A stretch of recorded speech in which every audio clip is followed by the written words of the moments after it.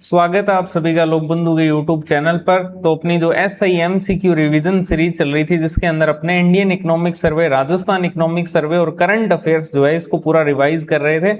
उसके अंदर अपने इंडियन इकोनॉमिक सर्वे के अंदर जो जो अब तक रिवीजन कर चुके हैं वो मैं आपको रिकॉल करवा देता हूं। ठीक है, अपने इंडियन इकोनॉमिक सर्वे में अब तक क्या क्या रिवीजन कर लिया है।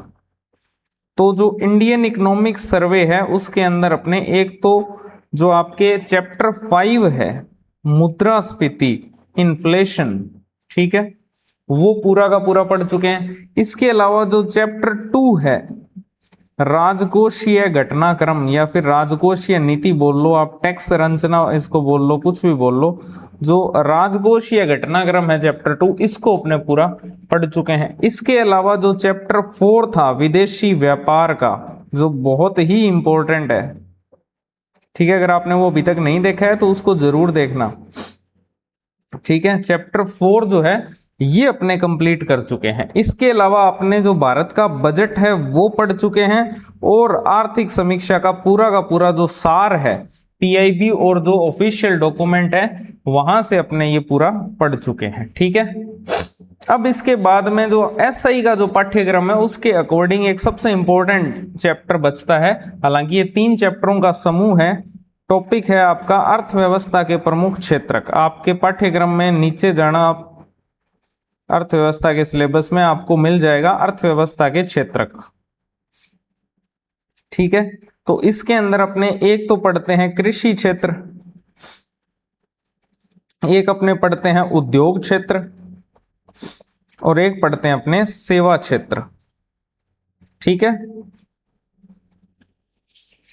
अब जो कृषि है वो तो सर्वे का चैप्टर 6 है, उद्योग सर्वे का चैप्टर 8 है और जो सेवा है वो सर्वे का चैप्टर 7 है। ठीक है, ये सर्वे के 3 चैप्टर आज अपने एक ही क्लास में निपटाने वाले हैं। ठीक है, तो अर्थव्यवस्था के क्षेत्र का आपके कंप्लीट हो जाएंगे। यहां से 1 से 2 क्वेश्चन मान के चलो आएंगे ही आएंगे।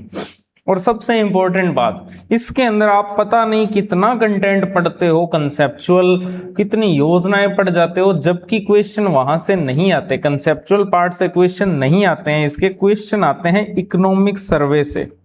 इकोनॉमिक सर्वे में इनका जितना कंटेंट दिया वहां से ही क्वेश्चन बनाए जाते हैं। ठीक है, तो ये अपने देखने वाले हैं। अब कुछ लोग इसमें, इसके बाद में सर्वे का बस एक चैप्टर और बचेगा आपके लिए, वो है चैप्टर 3, वो है आपके मौद्रिक प्रबंधन का, मौद्रिक नीति बैंकिंग से रिलेटेड है। इसके बाद में सिर्फ यही चैप्टर बचेगा और उसके बाद में मैं आपको बोनस के रूप में 3 टॉपिक करवाने वाला हूं जो सर्वे में नहीं है लेकिन SI के सिलेबस में बहुत इंपॉर्टेंट है।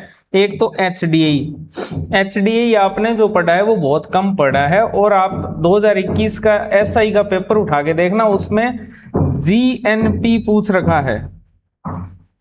अब आप मुझे बताना आपने इस बार वाले जो HDI रिपोर्ट है उसमें GNP पढ़ा है या नहीं पढ़ा है। ठीक है, उसके अलावा HDI से संबंधित अन्य सूचकांक भी हैं, क्या वो भी आपने पढ़े हैं। ठीक है, तो इस HDI के अंदर आपको बहुत सारा कंटेंट देखने को मिलेगा।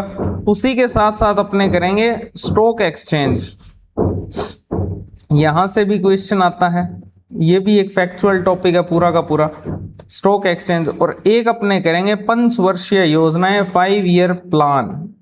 तो ये जो 3 टॉपिक है यहां से निश्चित रूप से 2 प्रश्न आने हैं। ठीक है, तो ये अपने एक क्लास में तीनों के तीनों जो है वो कंप्लीट करेंगे। यानी कि अब इसके बाद इंडियन इकोनॉमिक सर्वे की तो एक ही क्लास बचेगी, इस क्लास के बाद में वो होगी मौद्रिक प्रबंधन की, और फिर एक बोनस टॉपिक के रूप में आपको ये 3 टॉपिक एक साथ करवाएंगे। ठीक है,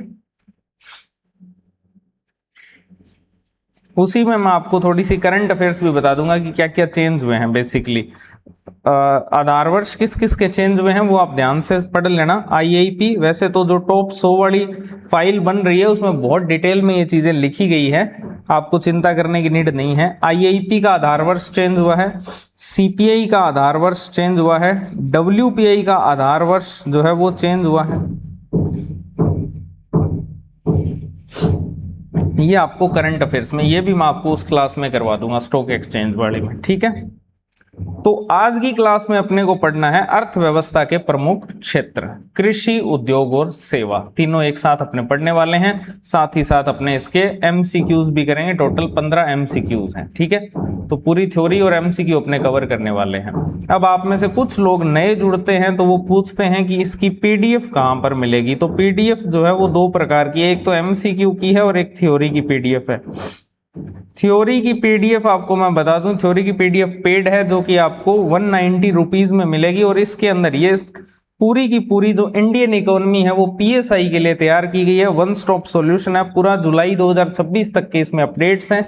और कौन कौन से सोर्सेज को यूज किया है, Indian economic survey, Indian budget, PIB और एनसीईआरटी सार, ठीक है। और इसके लिए आपको इस व्हाट्सएप नंबर पर मैसेज करना है और आप इसका कंटेंट देख सकते हो। इसमें सबसे पहले बजट को कवर किया गया है, फिर आर्थिक समीक्षा का सार कवर किया गया है, फिर आर्थिक समीक्षा के जो चैप्टर एसआई के सिलेबस में इंपॉर्टेंट है वो सारे चैप्टर यहाँ पर कवर किए गए हैं, ठीक है। उसके बाद में जनवरी से लेकर जून तक की जो आपके करंट अफेयर्स है वो सारी की सारी कवर की गई है। और लास्ट में जो आपका कंसेप्चुअल पार्ट बचता है हर टॉपिक का, वो आपके एसआई के सिलेबस का अलग से कवर किया गया है, ठीक है। तो अब अपने चलते हैं, और इसकी जो आपके एमसीक्यू की ये वाली पीडीएफ है ये पूरी तरह से फ्री है। ये आप एसआई, आपको लोक बंधु ऐप डाउनलोड करना है, उसके अंदर एसआई की अंतिम नाम से टेस्ट सीरीज है, उसके अंदर जाओ आप, वहां पर रिवीजन वाला फोल्डर है, वहां पर ये आपको मिल जाएगा, ठीक है। तो अब चलते हैं अपने चैप्टर की तरफ।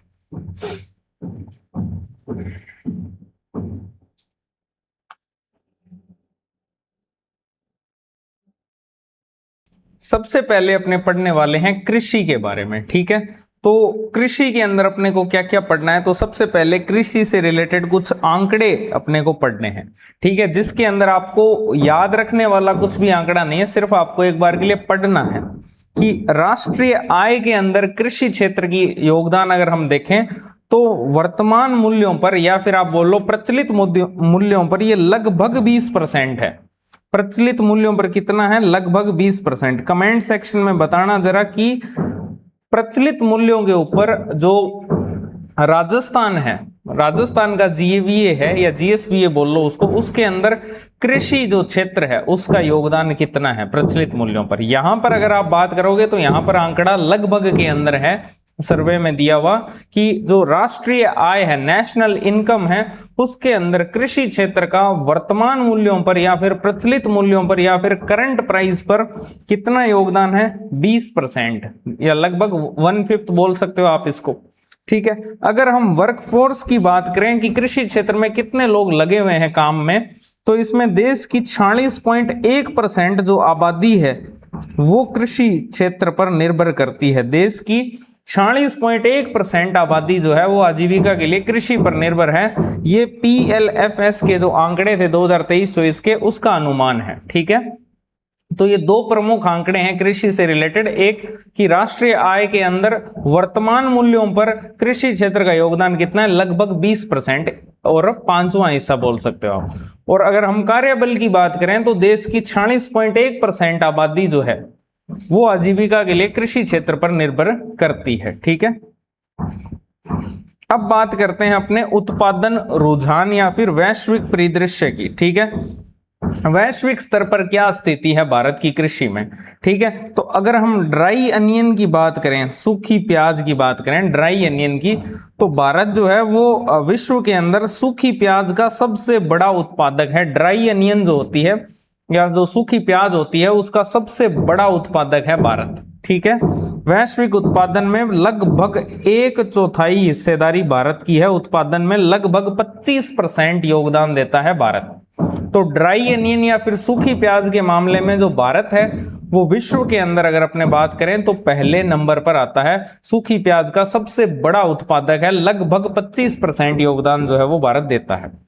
फिर अगर अपने बात करें फल सब्जियां और आलू की, ठीक है, फल सब्जियां और आलू की, तो भारत इसमें विश्व में दूसरे स्थान पर है, ठीक है। प्रत्येक श्रेणी के अंदर 12 से लेकर 13% तक वैश्विक योगदान है। ये डाटा आपको याद नहीं करना है, आपको सिर्फ नंबर ध्यान रखना है कि सूखी प्याज के मामले में भारत पूरे विश्व में अग्रणी है और फल सब्जियां और आलू के मामले में भारत सेकंड नंबर पर है। ठीक है, प्याज सबसे ज्यादा इंपॉर्टेंट होता है। आप ये समझ लो कि हर सब्जी में प्याज डलता है तो वहां पर तो भारत अग्रणी होगा। तो और आलू जो होता है, वैसे तो आलू भी हर सब्जी में ही जाता है, लेकिन कुछ ऐसी सब्जियां जहां आलू नहीं आ जाता तो ये सेकंड नंबर पर आ जाएगा, फिर फल सब्जियां और आलू। ठीक है, अब बात करते हैं कृषि क्षेत्र के अंदर कुछ सरकारी योजनाओं और नीतिगत पहलों की। देखो, आपने बहुत सारी योजनाएं पढ़ ली होगी, हो सकता है आपको जिस कोचिंग में पढ़ाया गया हो वहां पर इतनी सारी योजनाएं पढ़ाई गई हो कृषि से संबंधित, लेकिन आर्थिक समीक्षा से उनका वास्ता तक नहीं होता। वो पुरानी योजनाएं गिनसे जा रहे हो, वो नहीं पढ़नी होती है। देखो, कृषि से रिलेटेड जो योजनाएं राजस्थान के अंदर चल रही है, चाहे वो राष्ट्रीय स्तर की हो, तो वो तो आप वहां पर पढ़ लेते हो राजस्थान की आर्थिक समीक्षा में, लेकिन जो भारतीय आर्थिक समीक्षा है उसके अंदर भी कृषि से रिलेटेड योजनाएं दी होती है, सिर्फ वही पढ़नी होती है। ऐसे पुरानी योजनाएं पढ़ के कोई फायदा नहीं होता। ठीक है, अब बात करते हैं अपने कुछ सरकारी योजनाएं कृषि से रिलेटेड और कुछ नीतिगत पहले। इसके अंदर सबसे पहले एक आती है कृषोन्नति योजना। कृषोन्नति योजना, इसको शॉर्ट में KAS बोलते हैं। ठीक है, कृषोन्नति योजना, तो ये कृषि और संबद्ध क्षेत्रों के समग्र विकास के लिए 8 प्रमुख योजनाओं की एक अम्ब्रेला योजना है। अब आप कहोगे कि क्या ये क्वेश्चन पूछा जा सकता है कि कृषोन्नति योजना के अंतर्गत कौन सी 8 योजनाएं हैं? तो ऐसा प्रश्न पूछा जाना थोड़ा सा मुश्किल है, फिर भी आप मॉडर्न ट्रेंड के अनुसार इस चीज को थोड़ा सा पढ़ के जा सकते हो कि जो कृषोन्नति योजना है उसमें 8 योजनाएं कौन कौन सी है। तो उसमें एक तो आती है आपके बागवानी से रिलेटेड, ऐसे याद कर लो, आप पूरी योजना का नाम याद नहीं कर पाओ तो चल जाएगा काम। एक तो बागवानी से रिलेटेड है एकीकृत बागवानी विकास मिशन। दूसरी जो है वो आपके है खाद्य सुरक्षा से रिलेटेड राष्ट्रीय खाद्य सुरक्षा और पोषण मिशन।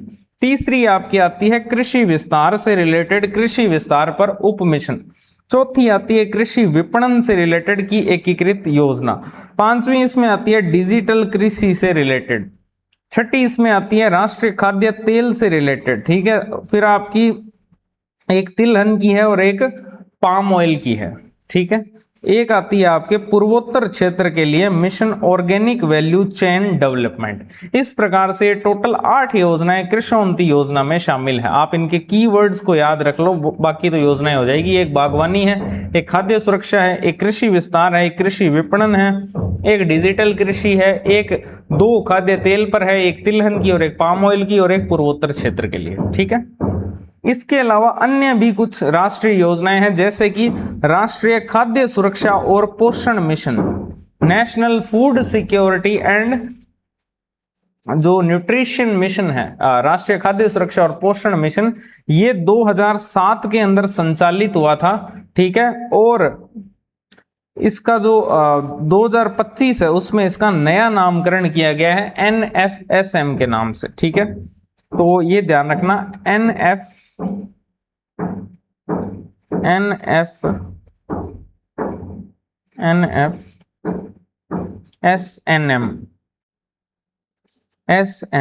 इसका जो है नया नामकरण किया गया है और इसमें से एक वर्ड हटा दिया, NFSM कर दिया इसको। ठीक है,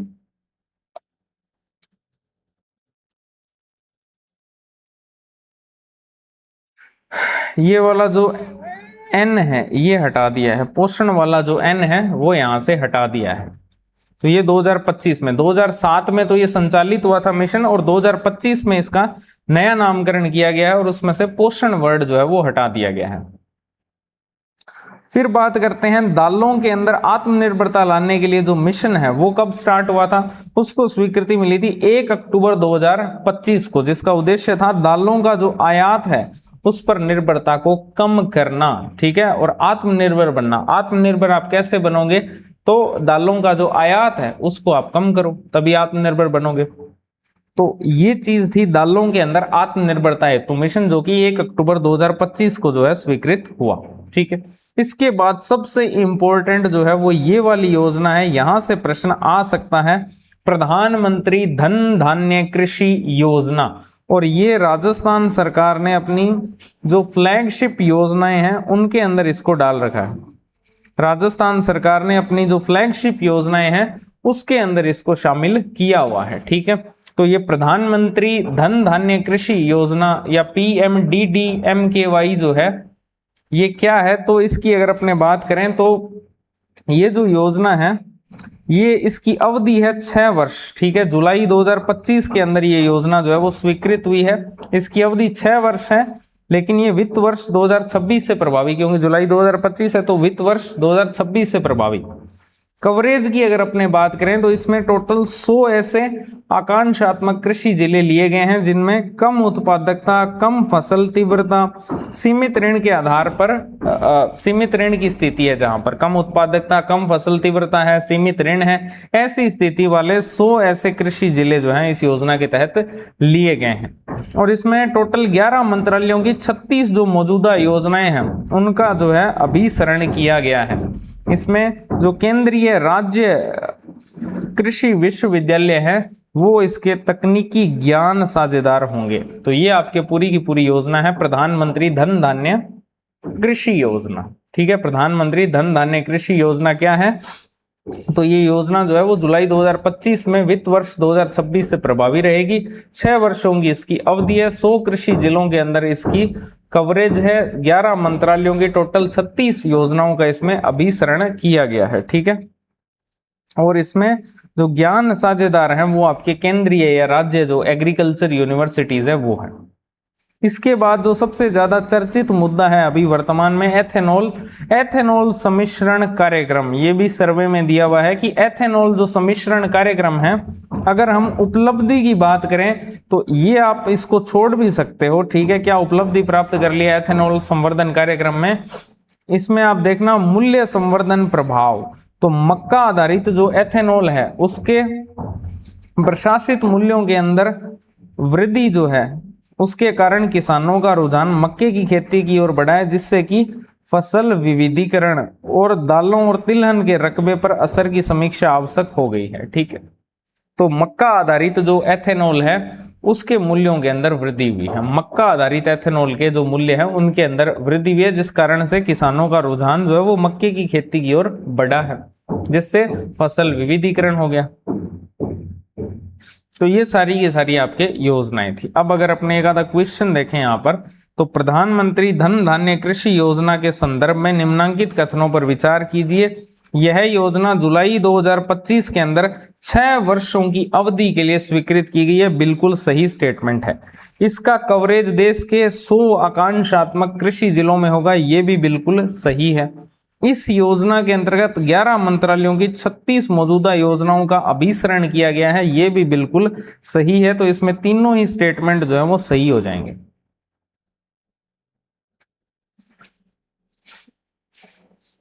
अब बात करते हैं अपने कृषि इनपुट जल और मृदा प्रबंधन की। तो इसके अंदर अपने सिंचाई और जल उपयोग दक्षता की अगर अपने बात करें तो ये दोनों ही फैक्ट मैं तो कहता हूं आप छोड़ दो, कोई काम के नहीं है इतने। इसके बाद अपने बात करते हैं मृदा स्वास्थ्य और उर्वरक जो पुनर्संतुलन है इसकी। ठीक है, मृदा स्वास्थ्य और जो उर्वरक पुनर्संतुलन है, फर्टिलाइजर जो है उसकी अगर अपने बात करें तो उसमें नाइट्रोजन, फास्फोरस और जो आपके पोटेशियम है इनका एक आदर्श अनुपात बताया गया है। ठीक है, मृदा स्वास्थ्य के लिए या उर्वरक जो पुनर्संतुलन है उसके लिए नाइट्रोजन, फास्फोरस और पोटेशियम जो है मृदा के स्वास्थ्य के लिए इनका एक आदर्श अनुपात होता है। और वो आदर्श अनुपात कितना होता है, वो होता है 4:1 का। ठीक है, NPK का अनुपात होता है 4, 2 और 1। तो ये एक आदर्श अनुपात है कि इतना, इस अनुपात में जो मृदा है उसके अंदर ये उर्वरक होने चाहिए।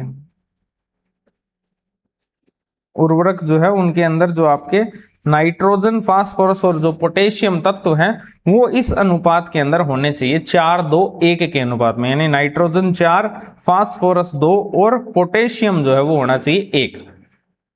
अब देखते हैं कि इसका कितना पालन हुआ है। अगर हम वर्ष 2009-10 की बात करें तो ये 4 जो था ये 4.3 था, 2 2.1 था और 1 बिल्कुल सही था, यानी पोटेशियम का अनुपात सही था, लेकिन फास्फोरस और नाइट्रोजन का जो अनुपात है वो गड़बड़ाया हुआ था। अभी क्या स्थिति है, अगर अपने लेटेस्ट की बात करें 2023-24 की, तो 2023-24 के अंदर अगर हम बात करें तो अभी जो नाइट्रोजन है वो 10.9 यूज हो रहा है, ठीक है, वो हो रहा है 4.1 जो 2 होना चाहिए, ठीक है, और ये तो सही है, ठीक है, तो 10.9, 4.1 और 1, 2023-24 की अगर अपने बात करें, अगर हम 2023-24 की बात करें तो एन पी और के का जो अनुपात है वो है 10.9, ठीक है, 4.1 और 1, ये अनुपात है, जबकि होना कितना चाहिए, 4, 2, 1। 4 वाला तो 10.9 पर है, 2 वाला 4.1 पर है, 1 ठीक है, ठीक है, इसका मतलब नाइट्रोजन और फास्फोरस जो है ये असंतुलित है।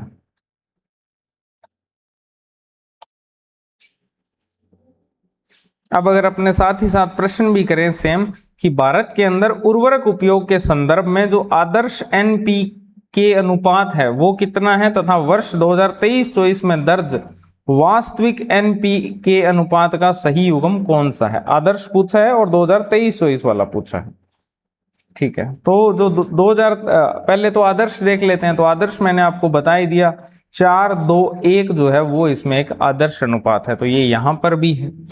फिर जो सही आपके 2023-24 की स्थिति है उसमें ये है 10.9, 4.1 और 1, तो ये इसका आंसर हो जाएगा। तो पसीनों की आड़ लग रही है यार। अब अगर अपने बात करें कि कृषि शासन के अंदर जो राज्य स्तरीय नवाचार हैं, क्या आपको ये याद करने चाहिए, तो मैं बोलता हूं बिल्कुल भी नहीं करने हैं, ठीक है, राजस्थान से रिलेटेड कुछ भी नहीं है तो रहने दो इनको, देखो भी मत, ये तो मैंने सेफ रहने के लिए ऐसे डाल दिए, ठीक है। फिर आता है कृषि ऋण और संस्थागत ढांचा, तो इसके अंदर जो किसान ऋण पोर्टल है, किसान ऋण पोर्टल, किसान जो ऋण पोर्टल है वो वर्ष 2023 के अंदर शुरू हुआ था, और इसमें ये कितने बैंक कितने सहकारी हैं ये छोड़ दो, बोले सिर्फ इतना याद रख लो, किसान ऋण पोर्टल कब स्टार्ट हुआ था, 2023 के अंदर। अब बात करते हैं यंत्रीकरण से रिलेटेड, पशुपालन से रिलेटेड और मत्स्य पालन से रिलेटेड, तो इसके अंदर एज सच इतना कुछ विशेष दिया हुआ नहीं है, ठीक है, बस इसमें एक चीज जो याद रखनी है वो है प्रधानमंत्री मत्स्य किसान समृद्धि सह योजना, प्रधानमंत्री मत्स्य किसान समृद्धि सह योजना फरवरी 2024 के अंदर स्टार्ट हुई थी, ठीक है। इसके अलावा ये आपके जो भी दिया हुआ है झींगा जैसी प्रजातियों के लिए ये छोड़ सकते हो। फिर अपने चलते हैं विपणन बुनियादी ढांचा और डिजिटल पहलों की तरफ, तो इसके अंदर सबसे पहले तो कृषि अवसंरचना कोष जो है उसकी स्थापना की गई है जो कि 1 लाख करोड़ का है, ठीक है। फिर एक ई नाम बना हुआ है जिसमें कि इलेक्ट्रॉनिक जो नेशनल एग्री मार्केट है, इलेक्ट्रॉनिक नेशनल एग्री मार्केट जो है कब से शुरुआत हुई थी, अप्रैल 2016 के अंदर इसकी शुरुआत हुई थी, जिसके अंदर 23 राज्यों और 4 जो केंद्र शासित प्रदेश है उनको एकीकृत किया हुआ, उनकी 1522 मंडियों को जो है इसमें एकीकृत किया गया है। तो ये आपको ये वाला डाटा याद नहीं रखना है। ई नाम में आपको क्या याद रखना है, तो इसका पूरा नाम क्या है, इलेक्ट्रॉनिक नेशनल एग्री मार्केट, कब स्टार्ट हुआ था, अप्रैल 2016 के अंदर, और इसमें 23 राज्यों और 4 जो यूटीज हैं उनकी मंडियों को एकीकृत किया गया है। इसके अलावा ये वाला छोड़ दो आप। इसके अलावा digital agriculture mission DAM, digital agriculture जो मिशन है वो सितंबर 2024 के अंदर स्वीकृत हुआ था। अब चलते हैं आगे। अब बात करते हैं अपने मूल्य, आय और फसल बीमा सहायता की, जिसमें सबसे पहले मूल्य के अंदर अगर अपने देखें तो आता है MSP, न्यूनतम समर्थन मूल्य। अब ये जो न्यूनतम समर्थन मूल्य है, अगर हम इसके आधार सिद्धांत को देखें तो जो अखिल भारतीय भारित औसत उत्पादन लागत है उस पर कम से कम 50% का जो प्रतिफल है, यानी कि 1.5 गुना जो प्रतिफल है वो होना चाहिए, ये बताया गया था बजट 2018-19 के अंदर। तो बजट 2018-19 के अंदर क्या कहा गया था कि अखिल भारतीय जो टोटल जो औसत उत्पादन लागत है उसके ऊपर कम से कम 1.5 गुना फल तो होना ही चाहिए, है ना। जो लागत है आप ऐसे याद रख सकते हो, ये अखिल भारतीय भूर्तिया छोड़ दो, आप ये सोच लो कि जो लागत आएगी आपकी, ठीक है, उस पर आपको 1.5 गुना प्रतिफल होना ही चाहिए। ये इसका आधार सिद्धांत है एमएसपी का, ठीक है। यानी कि 50% मिनिमम या फिर 1.5 गुना जो है वो आपको प्रतिफल मिलना चाहिए लागत के ऊपर। किस वाले बजट में कहा गया था? 2018-19 के अंदर, ठीक है। अब इसमें टोटल कितनी फसलें शामिल होती है एमएसपी के अंदर अधिसूचित? तो आपने बहुत सारे अलग अलग आंकड़े पढ़े होंगे, गन्ना प्लस, लेकिन सर्वे में जो दी हुई है मैं आपको वही बता रहा हूं। सर्वे के अंदर टोटल 22 अधिसूचित फसलें दी हुई है, जिसमें से 14 तो खरीफ की है, 6 रबी की है और 2 इसमें वाणिज्यिक फसलें हैं, जो कि एक आती है जूट और दूसरी है खोपरा, ठीक है, जूट और खोपरा। तो टोटल अगर आपसे पूछ ले एमएसपी के अंदर कितनी फसलें हैं, तो फसलें तो भैया आपके 22 हैं। फसलें कितनी है? 22, जिसमें से खरीफ है 14, ठीक है, 8 हैं आपके, सॉरी 6 हैं रबी, 6 रबी हैं और 2 आपके व्यापारिक फसलें हैं, ठीक है। इस प्रकार से जूट और खोपरा, तो ये एमएसपी है। फिर अगर अपने आय सहायता और सामाजिक सुरक्षा की बात करें तो इसके लिए पीएम किसान और प्रधानमंत्री किसान मानधन योजना चल ही रही है। फसल बीमा योजनाओं की बात करें तो इनके अंदर आपके प्रधानमंत्री फसल बीमा योजना चल रही है और इसके अलावा एक पुनर्गठित मौसम आधारित फसल बीमा योजना भी चल रही है, जिसके तहत जो यस टैग है यानी कि रिमोट सेंसिंग तकनीक है, उसके द्वारा उपज आकलन होता है यस टैग के अंदर। यस टैग क्या है? ऐसी तकनीक है जिसके अंदर रिमोट सेंसिंग तकनीक के द्वारा उपज का आकलन किया जाता है और मध्य प्रदेश ने इस यस टैग तकनीक को पूरी तरह से अपनाया है। इसके अलावा एक विंड्स करके भी प्रणाली है इसके अंदर, वो आप छोड़ सकते हो। अब बात करते हैं सहकारिता और संस्थागत सुधारों की। तो इसके अंदर जो आपके अन्न भंडारण योजना है, अन्न भंडारण योजना, ये आपकी विश्व की सबसे बड़ी विकेंद्रीकृत अनाज भंडारण योजना जो है वो शुरू की गई है पीएसीज के माध्यम से। पीएसीज के माध्यम से विश्व की सबसे बड़ी विकेंद्रीकृत अनाज भंडारण योजना या अन्न भंडारण योजना जिसको अपने बोल सकते हैं, वो शुरू की गई है। इसके अलावा एक राष्ट्रीय सहकारिता विश्वविद्यालय, राष्ट्रीय सहकारिता जो विश्वविद्यालय है, सहकारी क्षेत्र के अंदर पेशेवर जो प्रबंधन है और प्रशिक्षण है उसके लिए त्रिभुवन सरकारी विश्वविद्यालय की स्थापना की जा रही है, ठीक है। राष्ट्रीय सहकारिता जो विश्वविद्यालय है इसकी स्थापना कहां पर की जा रही है? त्रिभुवन के अंदर। अब बात करते हैं फूड प्रोसेसिंग सेक्टर की, खाद्य प्रसंस्करण उद्योग की। तो देखो खाद्य प्रसंस्करण उद्योग के अंदर एज सच इतना कोई खास डाटा है नहीं याद रखने लायक, बस आप इसमें एक पीएमएफएमई का वर्ष ध्यान रख लो तो भी काम चल जाएगा। सूक्ष्म खाद्य प्रसंस्करण उद्यम औपचारिकीकरण, ये राजस्थान की आर्थिक समीक्षा में फुल डिटेल में दिया हुआ है, यहां पर कुछ भी नहीं है, यहां पर सिर्फ इतना लिखा हुआ है कि वर्ष 2020 में जो है ये स्टार्ट हुई थी। फिर अगर अपने बात करें खाद्य प्रबंधन और पीडीएस की सार्वजनिक वितरण प्रणाली की, तो इसमें जो नेशनल फूड सिक्योरिटी एक्ट है, राष्ट्रीय खाद्य सुरक्षा जो अधिनियम है 2013 का, उसके तहत देश की 67% आबादी को ये रियायती खाद्यान्न जो है उसका कानूनी अधिकार प्रदान करता है। 67% आबादी में से 75% तो ग्रामीण है और 50% क्या है? शहरी है, ठीक है। तो ये आंकड़े ध्यान रखना, इसमें 67% में कितने ग्रामीण है कितने शहरी हैं? 75% ग्रामीण है, ऑब्वियस सी बात है, ग्रामीण जनसंख्या इतनी है, और शहरी कितने हैं? 50%।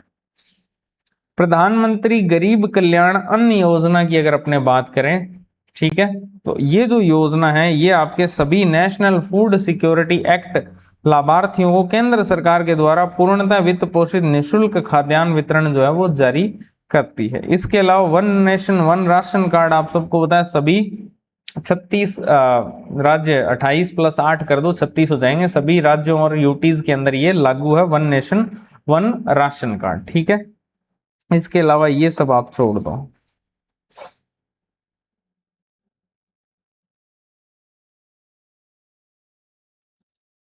ठीक है, क्रेडिट गारंटी योजना में योजना ये सब छोड़ दो। ये पूरा होता है आपका कृषि क्षेत्र। इतनी ही काम की चीजें हैं इसमें, वैसे ही आप बहुत सारा पढ़ते रहते हो। ठीक है, अब आता है न्यूनतम समर्थन जो मूल्य है उसके संबंध में निम्नांकित में से कौन सा कथन असत्य है। सबसे पहला है कि एमएसपी का निर्धारण अखिल भारतीय भारित औसत उत्पादन लागत पर कम से कम 50% प्रतिफल का जो सिद्धांत है उस पर आधारित है, तो ये तो बिल्कुल सही है। वर्तमान में कुल 22 फसलें एमएसपी के अंदर अधिसूचित है, बिल्कुल सही है। अधिसूचित फसलों के अंदर 14 खरीफ की है, 6 रबी की हैं और 2 वाणिज्यिक फसलें हैं, जूट और खोपरा, ये भी बिल्कुल सही है। फिर आता है राष्ट्रीय खाद्य सुरक्षा और पोषण मिशन के तहत सभी बागवानी फसलों को अनिवार्य एमएसपी जो है वो प्रदान किया जाता है, ऐसा कोई भी स्टेटमेंट नहीं है। ठीक है, कि राष्ट्रीय खाद्य सुरक्षा और पोषण मिशन के तहत एमएसपी क्यों दिया जाएगा, वहां तो आपको जो है खाद्यान्न जो है वो प्रोवाइड करवाया जाता है, ना कि आपको बागवानी फसलों को एमएसपी दिया जाता है। ठीक है, तो इसका डी हो जाएगा। इसके बाद कृषि और संबद्ध क्षेत्र के वैश्विक उत्पादन परिदृश्य के अंदर भारत की स्थिति के संदर्भ में कौन सा कथन सही है। सबसे पहला आता है भारत जो है विश्व में सूखी प्याज का दूसरा सबसे बड़ा उत्पादक है। नहीं, पहला सबसे बड़ा है, बताया ना प्याज में। फल और सब्जियों के वैश्विक उत्पादन में भारत जो है लगभग 25% का योगदान देकर पहले स्थान पर है। नहीं, यहां दूसरे स्थान पर है। भारत विश्व में सूखी प्याज का सबसे बड़ा उत्पादक है जिसका वैश्विक उत्पादन में लगभग 25% योगदान है, बिल्कुल सही है। और आलू के अंदर चौथा नहीं, आलू में दूसरा ही है, तो इसका सही आंसर हो जाएगा सी।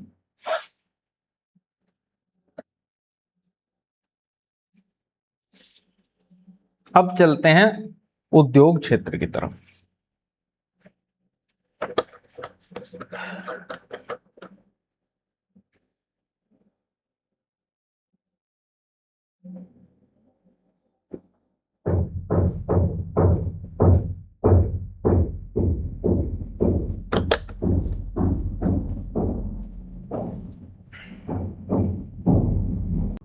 अब अपने देखने वाले हैं उद्योग क्षेत्र को। ठीक है, तो अगर हम उद्योग क्षेत्र की बात करें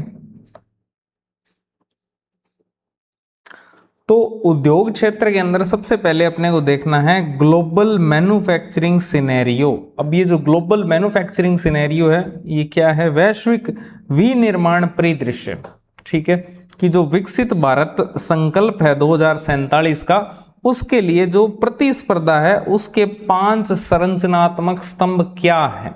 ठीक है, तो जो आपके विनिर्माण का क्षेत्र है उसके अंदर जो भारत है वो किस प्रकार से काम करे ताकि वो विकसित भारत जो संकल्प है उसकी पूर्ति हो सके, तो उसके लिए प्रतिस्पर्धा जो है उसके 5 संरचनात्मक स्तंभ बताए गए हैं, जिसके अंदर सबसे पहला आता है व्यापार करने में सुगमता होनी चाहिए, यानी कि ईज ऑफ डूइंग बिजनेस, और जो नियामकीय सुधार है वो होने जरूरी है। रेगुलेशन जो है, जो आपके रेगुलेशन अथॉरिटीज बनी हुई है उनके जो नियम है वो सरल होने चाहिए, यानी कि ईज ऑफ डूइंग बिजनेस होना चाहिए।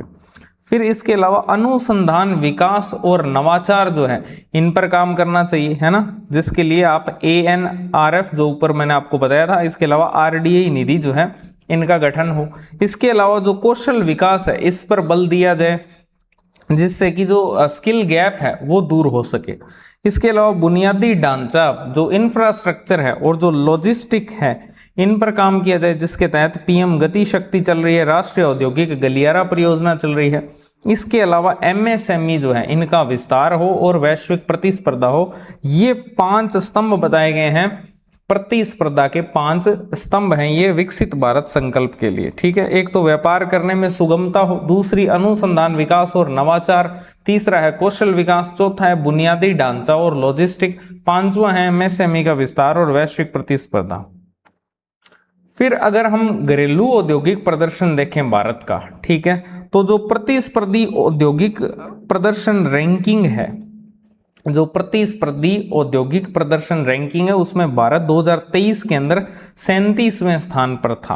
प्रतिस्पर्धी औद्योगिक प्रदर्शन रैंकिंग क्या याद करना है, नहीं, छोड़ दो। ठीक है, 2022 में 40वें स्थान पर था, कोई मतलब नहीं है। सूचकांक में सिर्फ एक ही याद करना है, मैंने आपको बता दिया, मानव विकास सूचकांक। अब बात करते हैं जो कोर इंडस्ट्रीज हैं, जो 8 कोर इंडस्ट्रीज है आईआईपी के अंदर, जो आपको बताई गई थी पहले भी, ठीक है। तो ये जो कोर इंडस्ट्रीज है इनका क्या योगदान है बेसिकली, तो इसमें सबसे पहली आती है सीमेंट। तो जो सीमेंट इंडस्ट्री है, अगर सीमेंट इंडस्ट्री की बात करें तो इसमें भारत जो है दुनिया का दूसरा सबसे बड़ा सीमेंट उत्पादक देश है। भारत दुनिया का दूसरा सबसे बड़ा सीमेंट उत्पादक देश है, पहले नंबर पर चीन आता है, ठीक है। अगर हम इसका ज्योग्राफिकल सेंट्रिफिकेशन देखें, भौगोलिक संकेंद्रण देखें, तो इसका जो 85% हिस्सा है वो 11 राज्यों में ही केंद्रित है। सीमेंट की उत्पादन की भी अगर अपने बात करें तो सीमेंट उत्पादन में भारत पूरे विश्व में दूसरे नंबर पर है। और भारत की बात करोगे तो भारत के जो 28 राज्य हैं उनमें से जो 11 राज्य हैं इनके अंदर 85% सीमेंट का उत्पादन होता है, यानी कि बाकी जो बचे हुए 17 हैं उनमें 15% ही होता है मुश्किल से, ठीक है। तो ये कौन कौन से 11 राज्य हैं, क्या ये आपको याद करने हैं? बिल्कुल भी नहीं करने हैं, सिर्फ आपको याद रखना है इसमें राजस्थान भी है, ठीक है। इसके अलावा प्रति व्यक्ति खपत कितनी होती है कोई मतलब नहीं है। फिर बात करते हैं इस्पात उद्योग की, तो ध्यान रखना सीमेंट उत्पादन में भारत जो है वो सेकंड नंबर पर है। ऐसे सवाल आरएएस प्री में आए हुए थे, ऑटोमोबाइल और मैं आगे पढ़ाऊंगा आपको सर्विस सेक्टर, तब आपको रिकॉल हो जाएंगे अगर आपने आरएएस प्री 2023 दिया है तो। इस्पात उद्योग की अगर अपने बात करें, स्टील इंडस्ट्री की, तो स्टील इंडस्ट्री के अंदर भारत दुनिया का दूसरा सबसे बड़ा कच्चा इस्पात उत्पादक है। क्रूड स्टील, ध्यान रखना कच्चा वर्ड, कच्चा इस्पात उत्पादक है भारत दुनिया का दूसरा सबसे बड़ा, ठीक है। तो सीमेंट में भी सेकंड, इस्पात में भी सेकंड। इसके अलावा ये जो मिशन कोकिंग कोल है जो 2022 में आया था, मिशन कोकिंग कोल, उसमें आयात निर्भरता को कम करने के लिए वर्ष 2030 तक घरेलू जो कच्चा कोकिंग कोल उत्पादन है उसको 140 मैट्रिक टन तक पहुंचाने का जो लक्ष्य है वो रखा गया है। तो क्या आपको ये याद करना है? तो इसमें आप ये याद रख लेना, एक तो ये मिशन कब का है 2022 का, और इसमें लक्ष्य है 2030 तक का 140 मैट्रिक टन का, ठीक है। अब बात करते हैं कोयला सेक्टर की, कोयला सेक्टर या कोल सेक्टर की। तो कोयला क्षेत्र के अंदर वैश्विक स्थिति की बात करें तो 5वां सबसे बड़ा भंडार है भारत में, ठीक है, और दूसरा सबसे बड़ा उपभोक्ता है। उपभोक्ता है, उत्पादक नहीं है, ध्यान रखना। भारत जो है कोयले को रिजर्व करने के मामले में पूरे विश्व में 5वें नंबर पर है, और उसका उपभोग करने के मामले में सेकंड नंबर पर है पूरे विश्व के अंदर, उपभोग करने में, उत्पादन में नहीं, ठीक है। ऊर्जा मिश्रण में इसकी क्या भूमिका है? तो राष्ट्रीय जो ऊर्जा मिश्रण है उसके अंदर 55% योगदान, और कुल बिजली उत्पादन का 74% से अधिक जो है वो कोयले से ही होता है, ठीक है। राष्ट्रीय जो ऊर्जा मिश्रण है उसके अंदर 55% योगदान जो है वो इसके अंदर होता है कोयले का, और बिजली उत्पादन में 74% से अधिक। क्या ये याद करना है? बिल्कुल नहीं। रसायन और पेट्रोकेमिकल छोड़ दो आप। फिर बात करते हैं जो पूंजीगत वस्तुएं हैं और उपभोक्ता उद्योग हैं उसकी। तो इसके अंदर अगर आप बात करोगे तो पूंजीगत वस्तुओं में एक योजना है जिसका नाम है प्रतिस्पर्धा संवर्धन योजना। ये जो प्रतिस्पर्धा संवर्धन यानी कि बढ़ाना प्रतिस्पर्धा को, इसके लिए योजना 2022 के अंदर आई थी, जो कि टोटल 6 घटकों पर आधारित है, ठीक है। प्रतिस्पर्धा को बढ़ाने के लिए जो योजना आई थी वो 6 घटकों पर आधारित है। बस आप इतना याद रख लो, इतना काफी है। ये योजना 2022 में आई थी और ये 6 घटकों पर आधारित है, जिसमें उन्नत उत्कृष्टता केंद्र हैं, सामान्य इंजीनियरिंग सुविधा केंद्र हैं, परीक्षण प्रमाणन केंद्रों का उन्नयन और कौशल पहल है। फिर बात करें अगर अपने ऑटोमोबाइल उद्योग की, ठीक है, ऑटोमोबाइल इंडस्ट्री की, तो यहां से प्रश्न आया था आरएएस प्री के अंदर। अगर अपने वैश्विक रैंकिंग को देखेंगे तो 2 व्हीलर और 3 व्हीलर के अंदर विश्व का सबसे बड़ा बाजार है भारत, ठीक है। ऑटोमोबाइल इंडस्ट्री की अगर अपने बात करें तो 2 व्हीलर और 3 व्हीलर के अंदर विश्व का सबसे बड़ा बाजार है भारत। इसके अलावा जो यात्री वाहन है और जो वाणिज्यिक वाहन है, इनके अंदर विश्व का तीसरा सबसे बड़ा बाजार है। 2 व्हीलर 3 व्हीलर में तो भारत विश्व का सबसे बड़ा बाजार है ही, ठीक है। और यात्री वाहन और जो वाणिज्यिक वाहन है उनके अंदर विश्व का तीसरा सबसे बड़ा बाजार है ना। पब्लिक ट्रांसपोर्ट के अंदर बस, रेलगाड़ी है ना। इसके अलावा कमर्शियल व्हीकल्स जो होते हैं उनके अंदर जो है भारत विश्व का तीसरा सबसे बड़ा बाजार है। अब इसका आर्थिक प्रभाव क्या पड़ता है तो ये आप छोड़ दो। नीतिगत पहले, अब यहां पर क्या क्या नीतिगत पहले स्टार्ट की गई है। एक तो पीएम ई ड्राइव योजना है जो आप करंट अफेयर्स में बहुत अच्छे से पढ़ चुके हो, ठीक है। आई थिंक जून के करंट अफेयर्स में पढ़ाई थी मैंने आपको, पीएम ई ड्राइव योजना, ठीक है, जो कि सितंबर 2024 के अंदर स्टार्ट हुई थी, ठीक है। इसके अलावा एक पीएम ई बस सेवा योजना है, ये भी आपको करंट अफेयर्स में पढ़ाई जा चुकी है, अक्टूबर 2024 के अंदर स्टार्ट हुई थी, ठीक है। इसके अलावा ये वाली योजना ये छोड़ सकते हो आप। अब बात करते हैं ये वाले सेक्टर की, फार्मास्यूटिकल क्षेत्र, इलेक्ट्रॉनिक्स और फार्मास्यूटिकल सेक्टर। जो इलेक्ट्रॉनिक क्षेत्र है, बेसिकली इलेक्ट्रॉनिक क्षेत्र, उसके अंदर निर्यात में उसने छलांग लगाई है। भारत की 7वीं सबसे बड़ी निर्यात श्रेणी से बढ़ करके अब ये तीसरी सबसे बड़ी निर्यात श्रेणी बन गया है। ध्यान रखना, जो इलेक्ट्रॉनिक सेक्टर है, इलेक्ट्रॉनिक्स का जो निर्यात करने के मामले में भारत 2022 के अंदर 7वें स्थान पर था और वर्तमान के अंदर 2025 के अंदर ये तीसरे नंबर पर आ गया है। यानी बहुत सिंपल सी बात है कि जो इलेक्ट्रॉनिक वस्तुएं हैं उनके निर्यात में 2022 में तो भारत 7वें नंबर पर था, लेकिन 2025 के अंदर जो है वो तीसरे स्थान पर आ गया है। भारत दुनिया का दूसरा सबसे बड़ा मोबाइल फोन निर्माता है। ध्यान रखना, दुनिया का दूसरा सबसे बड़ा मोबाइल फोन निर्माता, ठीक है। दुनिया का दूसरा सबसे बड़ा मोबाइल फोन निर्माता कौन है? भारत है। इसके लिए भारत ने इलेक्ट्रॉनिक्स के अंदर एक इंडिया सेमीकंडक्टर मिशन जो है, जो कि 76,000 करोड़ का कार्यक्रम है, जिसमें कि माइक्रोन ATMP सुविधा, इसके अलावा टाटा इलेक्ट्रॉनिक सेमीकंडक्टर फैब और चॉइस चिप डिजाइन परियोजनाओं को मंजूरी दी गई है, ठीक है। अगर हम फार्मास्यूटिकल सेक्टर की बात करें तो इसमें वैश्विक स्थिति अगर हम देखें तो मात्रा के आधार पर विश्व के अंदर तीसरा सबसे बड़ा उद्योग है फार्मास्यूटिकल के अंदर। तो फार्मास्यूटिकल की अगर हम बात करें तो मात्रा के आधार पर विश्व में तीसरा सबसे बड़ा उद्योग है, ठीक है। अगर हम वैश्विक आपूर्ति देखें कि भारत जो है जेनेरिक दवाइयां जो होती है उनकी मांग का लगभग 20% जो हिस्सा है वो भारत पूरा करता है। वैश्विक जो जेनेरिक दवाइयां होती है उनकी मांग जो है उसका 1/5 हिस्सा या 20% हिस्सा कौन पूरा करता है? भारत पूरा करता है। निर्यात गंतव्य की अगर अपने बात करें तो कुल निर्यात का 50% से भी अधिक हिस्सा जो है अमेरिका और यूरोप जैसे बाजारों में जाता है। छोड़ दो मूल्य वगैरह, हाँ मूल्य की बात करें, ये तो बात हुई थी यहाँ पर मात्रा की, वॉल्यूम की। अगर हम मूल्य की बात करें तो मूल्य के मामले में 11वें स्थान पर मिलेगा आपको, ठीक है, फार्मास्यूटिकल के अंदर।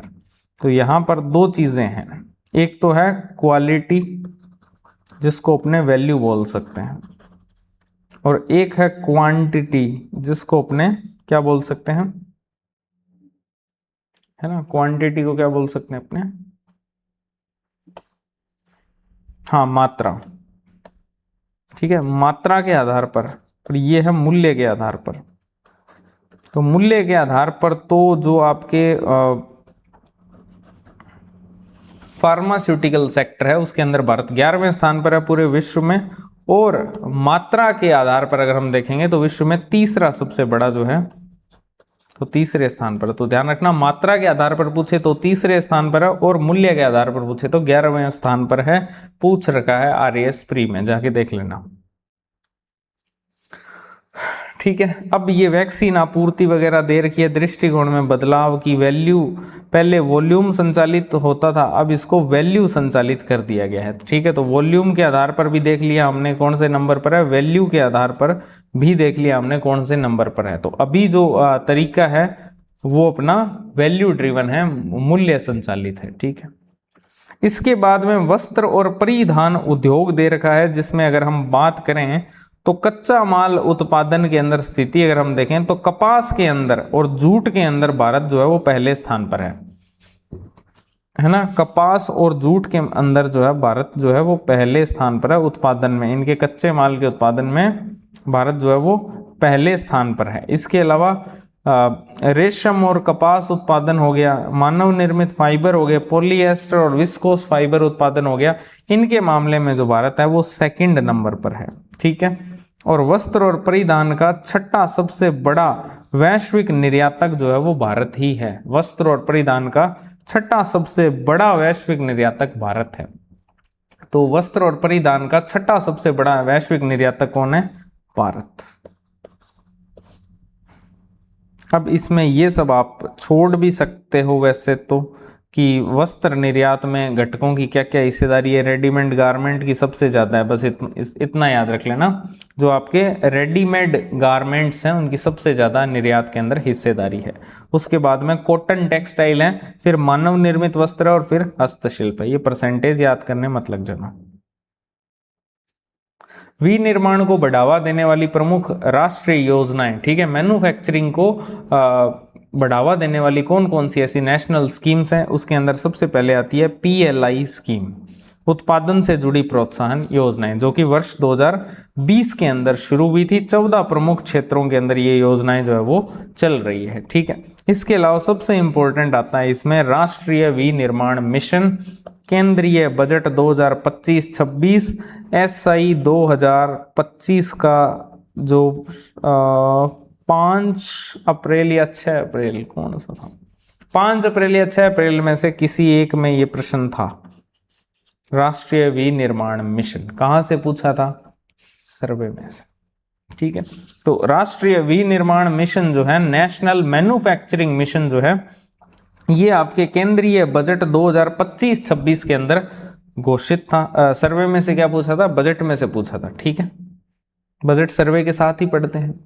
तो केंद्रीय बजट 2025-26 के अंदर घोषित था राष्ट्रीय विनिर्माण मिशन, और इसके तहत जो 2035 है उसके लिए एक विजन तैयार किया गया। 2035 के लिए इसमें एक विजन तैयार किया गया, और वो विजन क्या था कि जो विनिर्माण है, GDP के अंदर विनिर्माण की हिस्सेदारी कितनी? 25% करनी है। 2023 में 12.9, उसको कितना 2035 में करना है? 25%। GDP की हिस्सेदारी को कितना करना है? GDP के अंदर विनिर्माण की हिस्सेदारी कितनी होनी चाहिए? 25%। ये कहना चाह रहे हैं कि भारत की जो टोटल GDP है उसमें 25% मैन्युफैक्चरिंग से होना चाहिए, ठीक है। तो मैन्युफैक्चरिंग की जो हिस्सेदारी है GDP में 25% करने का विजन तैयार किया गया 2035 के अंदर। किसके तहत? राष्ट्रीय विनिर्माण मिशन के तहत। इसके अलावा कितने नए रोजगार सृजन का लक्ष्य रखा गया है? तो 143 मिलियन। कितने नए रोजगार सृजन का लक्ष्य है? 14.3 करोड़ या फिर 143 मिलियन। इसके अलावा व्यापारिक निर्यात का क्या लक्ष्य रखा गया है विनिर्माण के, है ना? तो व्यापारिक निर्यात का लक्ष्य है 1.2 ट्रिलियन अमेरिकी डॉलर, ठीक है। 1.2 ट्रिलियन तक पहुंचाना है निर्यात को, ठीक है। व्यापारिक निर्यात का जो लक्ष्य है वो 1.2 ट्रिलियन डॉलर का है। ये आपके राष्ट्रीय विनिर्माण मिशन है, ठीक है। और अगर हम बात करें, वैसे तो सर्वे में ही दिया हुआ है, आप बोलोगे कि आप तो बोल रहे हो बजट में से आया है, लेकिन ये सर्वे में दिया हुआ है, ठीक है। आप सर्वे का चैप्टर 8 खोल के देख लेना, उद्योग वाला, उसमें ये साफ साफ लिखा हुआ। आपको लगेगा कि हो सकता है बजट में से क्वेश्चन आया हो, लेकिन दिया सर्वे में था इस बार वाले में, ठीक है। इस बार वाले सर्वे में पिछला बजट तो दिया ही होगा ना, ऑब्वियसली। क्षेत्रों का त्रिस्तरीय वर्गीकरण, तो ये इसमें, वैसे इसमें विनिर्माण के अंदर ही दिया हुआ है, ठीक है। यही पूछा था शायद, है ना, त्रिस्तरीय वर्गीकरण। तो इसमें एक तो नहीं, ये नहीं पूछा था, शायद आंकड़े पूछे थे। तीव्र विस्तार हेतु, दूसरा है संरचनात्मक सुधार हेतु, और तीसरा है रणनीतिक नवाचार आधारित। जैसे तीव्र विस्तार स्केल की अगर अपने बात करें तो ये है ऑटोमोटिव और फार्मास्यूटिकल। फिर फिक्स और ट्रांसफॉर्म संरचनात्मक सुधार के लिए इलेक्ट्रॉनिक्स और कैपिटल गुड्स हो गए।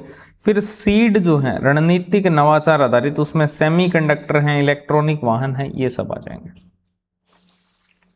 अब अगर अपने बात करें नवाचार अनुसंधान और विकास की, तो इसमें जो वैश्विक नवाचार सूचकांक है उसके अंदर भारत 2019 के अंदर 66वें नंबर पर था, और 2025 में अब 38वें स्थान पर आ गया है। बस ये याद कर लो, एक नवाचार सूचकांक में भारत जो है वो 38वें स्थान पर है, ठीक है। नवाचार सूचकांक में 38वें स्थान पर है, पूरे विश्व में। और अगर आपसे पूछ ले निम्न मध्य जो आय वर्ग है और जो मध्य या फिर दक्षिण एशियाई क्षेत्र है उसके अंदर भारत पहले स्थान पर है इसमें नवाचार के मामले में। किस सेक्टर के किस एरिया के अंदर? एक तो निम्न मध्यम आय वर्ग के अंदर, ठीक है। इसके अलावा जो आपके एरिया है एशिया वाला, उसके अंदर भी मध्य एशिया या फिर जो दक्षिण एशिया है उसके अंदर जो भारत है वो पहले नंबर पर है नवाचार के मामले में, ठीक है, वैश्विक नवाचार सूचकांक में। तो यहां पर अगर आपसे पूछ लिया जाए, ये 2-3 रैंकिंग लिख लेना, एक तो नवाचार सूचकांक की, इनोवेशन की, ठीक है। तो इनोवेशन के अंदर अगर अपने बात करेंगे तो इनोवेशन में 38वें स्थान पर है लेटेस्ट रिपोर्ट के अकॉर्डिंग, ठीक है। और वैसे जो है अगर अपने दक्षिण एशिया को देखेंगे या मध्य एशिया को देखेंगे तो पहले स्थान पर भी है। दूसरा है इसमें वैज्ञानिक प्रकाशन। तो वैज्ञानिक प्रकाशन की बात करें तो इसमें विश्व भर में तीसरे स्थान पर है। वैज्ञानिक प्रकाशन की अगर अपने बात करेंगे यहां पर वैज्ञानिक प्रकाशन,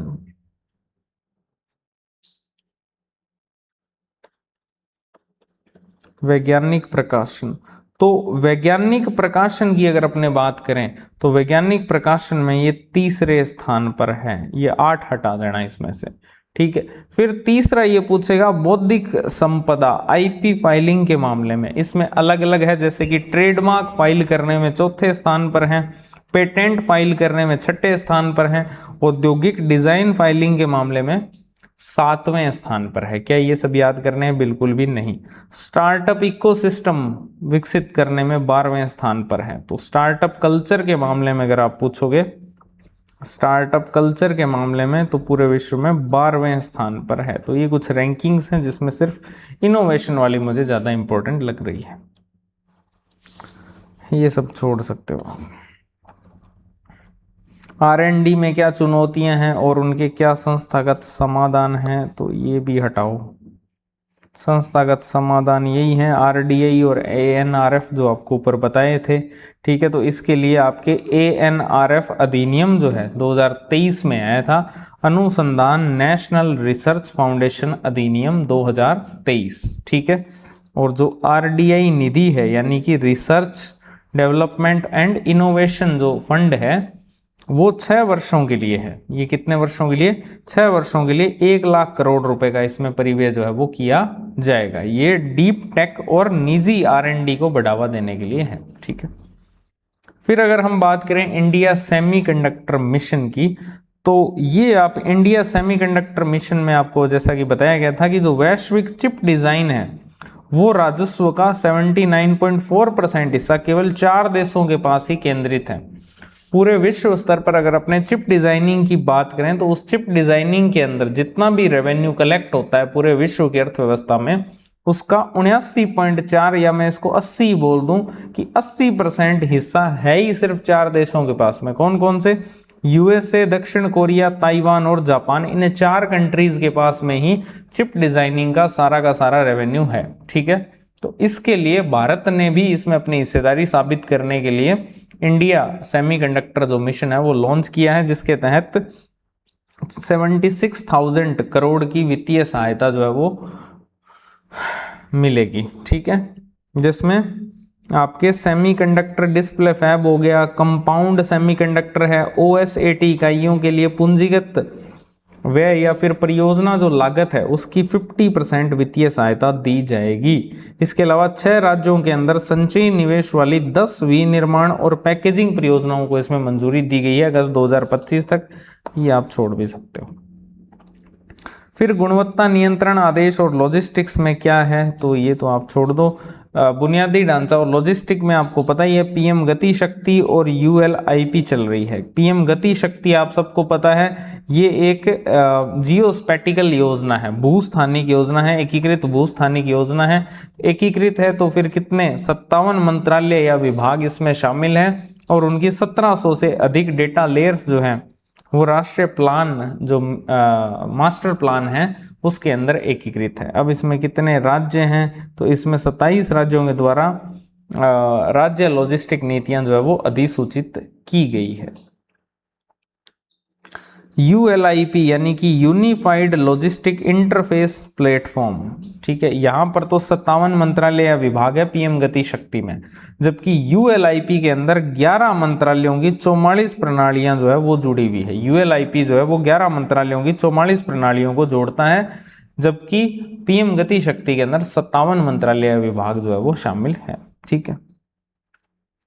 फिर बात करते हैं राष्ट्रीय जो औद्योगिक गलियारा है, ये भी एक योजना है। पीएम गति शक्ति जिस प्रकार से योजना है, ULIP एक योजना है, उसी प्रकार से जो राष्ट्रीय औद्योगिक गलियारा है और लॉजिस्टिक परिदृश्य जो है उसको अगर अपने देखें तो सबसे पहले इसमें आता है औद्योगिक गलियारे का विकास। तो इसमें आपको प्लग एंड प्ले जो सुविधाएं हैं उसके तहत इनका विकास किया जाएगा। मल्टी मॉडल कनेक्टिविटी युक्त नए औद्योगिक स्मार्ट शहरों का विकास होगा, जिसके तहत पहले चरण के अंदर कौन कौन से शहरों में ये चालू हो चुका है। एक तो धोलेरा के अंदर हो चुका है, एक सेंद्रा बिडकिन के अंदर हो चुका है, एक ग्रेटर नोएडा में हो चुका है और एक विक्रम उद्योगपुरी के अंदर हो चुका है। तो प्रथम चरण के अगर चालू शहर आपसे इसमें पूछ लिया जाए औद्योगिक गलियारा विकास के तहत, तो धोलेरा, सेंद्रा बिडकिन, ग्रेटर नोएडा और विक्रम उद्योगपुरी। भारत की लॉजिस्टिक लागत और सुधार की हम बात करें तो ये आप यहां से छोड़ सकते हो, ये सब औद्योगिक क्लस्टर नीति और टीयर 2 टीयर 3 सिटीज, ठीक है। तो इसमें आप छोड़ दो ये क्लस्टर नीति वगैरह सब। एमएसएमई की अगर हम बात करें तो भारतीय अर्थव्यवस्था में एमएसएमई का क्या योगदान है, ये बहुत इंपॉर्टेंट है। सबसे पहले तो मैन्युफैक्चरिंग की अगर अपने बात करें तो मैन्युफैक्चरिंग के अंदर एमएसएमई की हिस्सेदारी 35.4% है। अगर हम निर्यात के अंदर एमएसएमई की हिस्सेदारी देखें तो वो 48.58% है, ठीक है। जीडीपी की बात करोगे तो 31.1% है। अगर आप एमएसएमई का योगदान देखने जाओगे तो मैन्युफैक्चरिंग में तो 35, ठीक है, निर्यात के अंदर 48 और जीडीपी के अंदर 31। तो ये एमएसएमई का योगदान है। 3 मेन डाटा है, मैन्युफैक्चरिंग के अंदर 35, टोटल एक्सपोर्ट में 48 और जीडीपी में 31। अब इसके लिए एमएसएमई को बढ़ावा देने के लिए कुछ योजनाएं जो है वो चल रही है, जिसके तहत एक आती है क्रेडिट गारंटी ट्रस्ट सुधार। क्रेडिट गारंटी जो ट्रस्ट सुधार है उसके तहत 1 अप्रैल 2023 से जो गारंटी की सीमा है वो 2 करोड़ रुपए से बढ़ाकर कितनी कर दी गई है, 5 करोड़ कर दी गई है। इसके अलावा जो गारंटी शुल्क है उसको घटाकर 0.37 कर दिया गया है। एक तो गारंटी की जो सीमा है वो 5 करोड़ कर दी गई है और एक जो गारंटी शुल्क लिया जाता है वो 0.37% कर दिया गया है। इसके अलावा महिला स्वामित्व वाले जो एमएसएमई है छोड़ दो इसको, ठीक है। 1 अप्रैल 2025 से गारंटी कवरेज सीमा बढ़ाकर 10 करोड़ की गई है। 1 अप्रैल 2025 से जो गारंटी कवरेज सीमा है, गारंटी कवरेज सीमा वो बढ़ाकर कितनी की गई है, 10 करोड़ जो है वो की गई है। इसके बाद में कुछ फंड्स दिए हुए हैं तो ये आप छोड़ दो भले ही, ठीक है। और टीम जो पहल है ये आप ये ध्यान रखना ये है एमएसएमई से रिलेटेड, बस इतना याद रख लेना। ये एमएसएमई से रिलेटेड है। ओएनडीसी है, टीम है, ट्रेड्स है, ठीक है। टीम का तो पूरा नाम क्या है, trade enablement and marketing scheme. इसी प्रकार से एमएसएमई ऑनलाइन विवाद समाधान या ओडीआर की बात करें तो ये आपके एमएसएमई डी जो एक्ट है 2006 उसके तहत 24/7 डिजिटल सुलह और मध्यस्थता मंच जो है वो। फिर इसके अंदर लास्ट में अगर अपने बात करें तो वो आते हैं वैश्विक मूल्य श्रृंखला एकीकरण और व्यापार नीति, जिसमें भारत की वैश्विक विनिर्माण के अंदर क्या स्थिति है। वैश्विक विनिर्माण में तो वैश्विक विनिर्माण जीवीए के अंदर अगर अपने बात करें हिस्सेदारी की तो 2.9% है, और अगर हम निर्यात के अंदर देखेंगे तो 1.8% आएगी, ठीक है। विनिर्माण जीवीए के अंदर अगर आप हिस्सेदारी देखोगे, वैश्विक विनिर्माण जीवीए में भारत की हिस्सेदारी तो 2.9% है। वैश्विक स्तर पर बात हो रही है, ठीक है। जो विनिर्माण क्षेत्र का जीवीए है अगर आप उसके अंदर, वैसे विनिर्माण किसका उपक्षेत्र है, उद्योग का, ठीक है। अगर आप ये देखोगे कि विनिर्माण क्षेत्र के जीवीए के अंदर हिस्सेदारी कितनी है, तो ये होगी 2.9%। ठीक है। और अगर आप एक्सपोर्ट की बात करोगे, निर्यात की, व्यापारिक निर्यात के अंदर हिस्सेदारी कितनी है, तो ये आपकी 1.8% है। कितनी है? 1.8% भारत की पूरे विश्व के अंदर।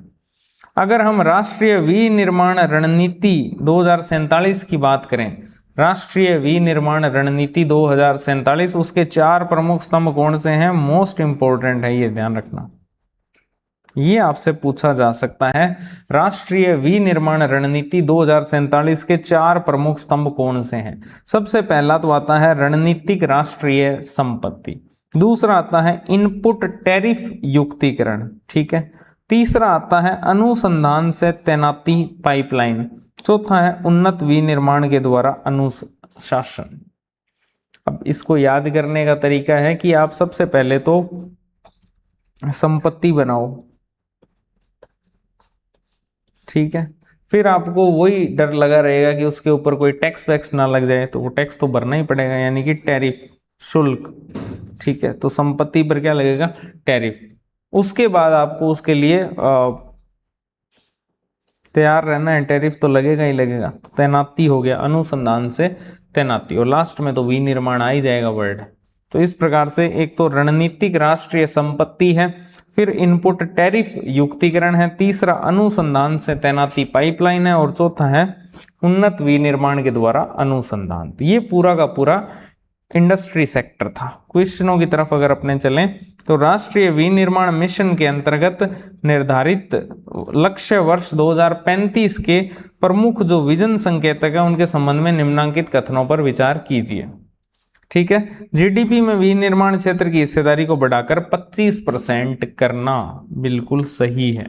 ठीक है। इसके अलावा 14.3 करोड़ नए रोजगार सृजित करना बिल्कुल ठीक है। व्यापारिक निर्यात को 1.2 ट्रिलियन अमेरिकी डॉलर तक पहुंचाना, यह भी बिल्कुल सही है। तो कौन से इसमें सही हैं? तो तीनों ही इसमें सही हैं। फिर अगर आपसे पूछ लिया जाए कि वर्ष 2024-25 में भारत के कुल वस्त्र निर्यात के अंदर विभिन्न घटकों की हिस्सेदारी के संदर्भ में अवरोही क्रम यानी कि घटता क्रम जो है वो कौन सा है? तो आप सबको पता है सबसे ज्यादा जो है वो रेडीमेड गारमेंट्स ही हैं। उसके बाद में कॉटन टेक्सटाइल है, फिर मानव निर्मित है, और फिर हस्तशिल्प है। एमएसएमई से संबंधित क्रेडिट गारंटी ट्रस्ट सुधारों के संदर्भ में कौन सा कथन जो है वो सही है? सही पूछा है। ठीक है। सबसे पहला आता है महिला स्वामित्व वाले एमएसएमई के लिए गारंटी कवरेज 50% से बढ़ाकर 75% किया गया है। ऐसा नहीं है। ठीक है, ये रहा 85% से बढ़ाकर कितना किया गया है? 90% ये किया गया है। तो ये वाला तो हो गया रॉन्ग। फिर आता है 1 अप्रैल 2025 से गारंटी कवरेज सीमा जो है उसको बढ़ाकर 10 करोड़ कर दिया गया है। ये बिल्कुल सही है कि जो गारंटी कवरेज सीमा है उसको बढ़ाकर कितना कर दिया है? 10 करोड़ कर दिया गया 1 अप्रैल 2025 से। इसके अलावा अधिकतम ऋण सीमा 1 करोड़ तक ही सीमित रखी गई है। नहीं, अधिकतम ऋण सीमा में भी बढ़ोतरी की गई है। जो ऋण सीमा है वो कितनी है? गारंटी सीमा वो 5 करोड़ कर दी है। ठीक है,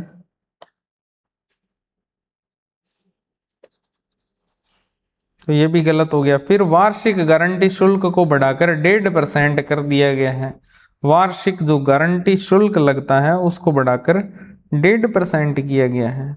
ऐसा तो नहीं है कहीं पर भी। गारंटी शुल्क तो 0.37% किया गया है, ना कि 1.5% किया गया। कितना किया गया? 0.37%। तो इसका सही आंसर हो जाएगा बी। भारत के जो कोर उद्योग है उसके संदर्भ में निम्नांकित कथनों पर विचार कीजिए। पहला, भारत चीन के बाद विश्व का दूसरा सबसे बड़ा सीमेंट उत्पादक देश है। बिल्कुल ठीक बात है। भारत विश्व का दूसरा सबसे बड़ा कच्चा इस्पात उत्पादक देश है। ये भी बिल्कुल सही है। कोयला क्षेत्र जो है वो राष्ट्रीय ऊर्जा मिश्रण के अंदर 55% और कुल बिजली उत्पादन में 74% से अधिक ईंधन की आपूर्ति करता है। ये भी बिल्कुल सही है। तो कौन से कथन सही है? तो तीनों ही इसमें सही है।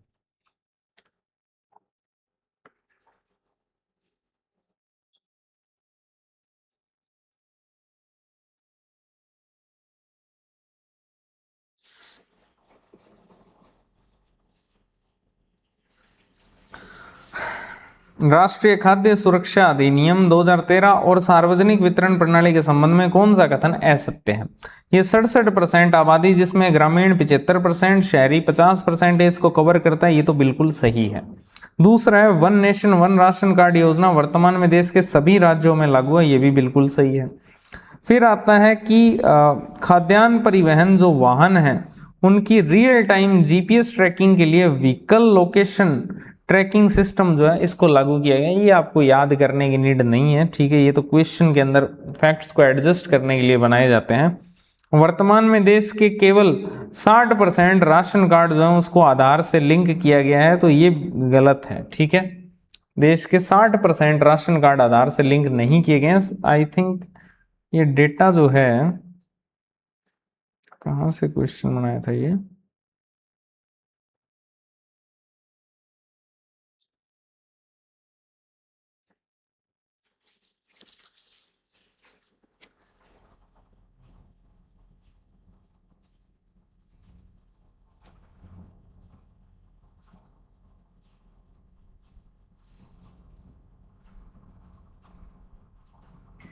,99.8% जो राशन कार्ड है वो आधार से लिंक्ड है, ठीक है। कितने 99.8% जो राशन कार्ड है वो आधार से लिंक है, 60% नहीं, तो आंसर हो गया डी।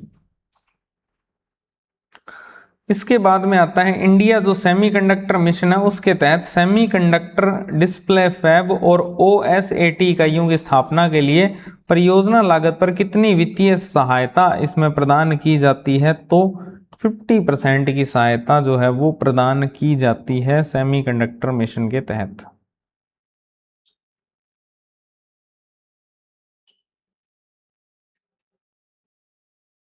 ठीक है। तो ये आपके हो गए एग्रीकल्चर और इंडस्ट्री सेक्टर। अब अपने लास्ट सेक्टर की तरफ चलते हैं जो है सर्विस सेक्टर, ठीक है, सेवा क्षेत्र।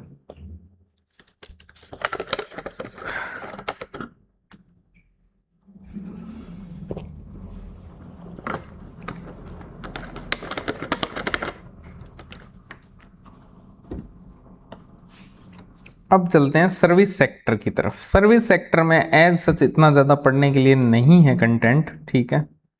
सर्विस सेक्टर के अंदर अगर अपने बात करें तो सबसे पहले तो भारत जो है वो विश्व में सेवाओं का 7वां सबसे बड़ा निर्यातक है, ध्यान रखना। निर्यात के अंदर दो चीजों का निर्यात किया जाता है, एक वस्तुओं का और एक सेवाओं का, ठीक है। तो सेवा निर्यात के मामले में भारत जो है वो 7वें नंबर पर आता है पूरे विश्व में। सेवाओं के निर्यात के मामले में भारत पूरे विश्व में 7वें नंबर पर आता है, ठीक है। अगर आपसे पूछ ले कि वैश्विक जो सेवा व्यापार है, व्यापार की बात हो रही है जिसमें निर्यात और आयात दोनों ही शामिल होते हैं, यहां पर सिर्फ निर्यात की बात हो रही थी जहां 7वें नंबर पर है। अगर आपसे पूछ ले कि वैश्विक जो सेवा व्यापार है उसके अंदर भारत का जो हिस्सा है वो कितना है, तो वो 4.3% है। अब इसको याद करने का क्या तरीका है?